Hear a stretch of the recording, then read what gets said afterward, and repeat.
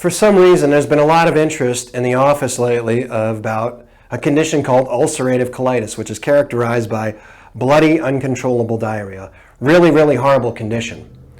And people ask, well, how does chiropractic help with that?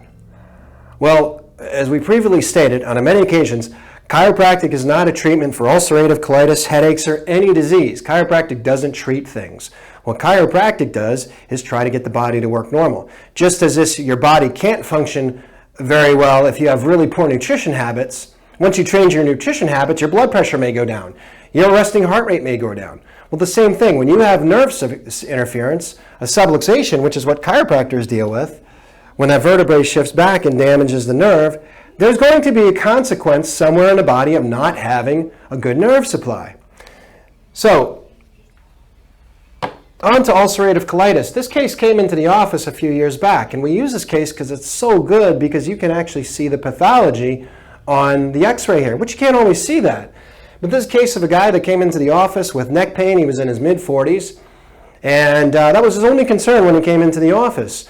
And as we started going through his case history, when I found subluxation in the sacrum here, I started asking questions, and he mentioned that he had ulcerative colitis, I believe it was for 17 years. So we started adjusting this guy. Obviously, you start feeling better pretty quickly. But the initial x-ray, if you look at it, obviously it's very twisted up here. But if you can look at all this stuff in here, this is all undigested fecal material.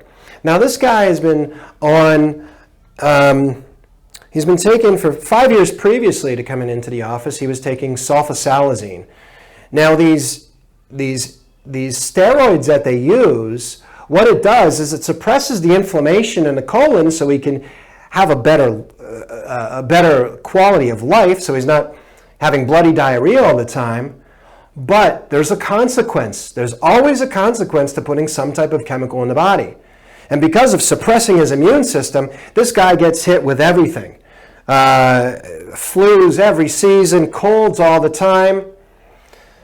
So there's consequences to doing any type of intervention. Anyway, so we started adjusting him, and I'm going to show you the before and after x-ray here and let you draw your own conclusions with this. This is the post x-ray. We took this x-ray, I believe, about 6 weeks later, somewhere around there. And yeah, obviously, he's a little bit straighter. If you look at this plumb line here, it was shifted 13 millimeters to the right. Here, the plumb line is actually dead center, right through the dens at C2 there. But take a look at this. All this undigested fecal material here. All this. Look how much this is cleared up on the second x-ray. Now, you don't often see pathology clear up like that on the x-ray, especially with a case like this, just because a lot of these pathologies aren't visible to begin with.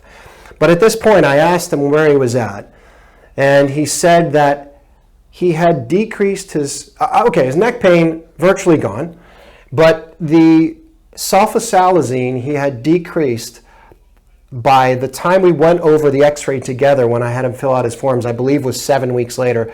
But he had cut this. Now remember, he didn't come in for ulcerative colitis. He came in because he had neck pain.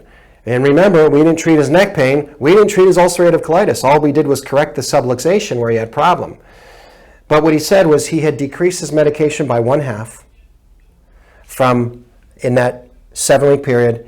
And the 8th week after his first treatment, he cut it off altogether.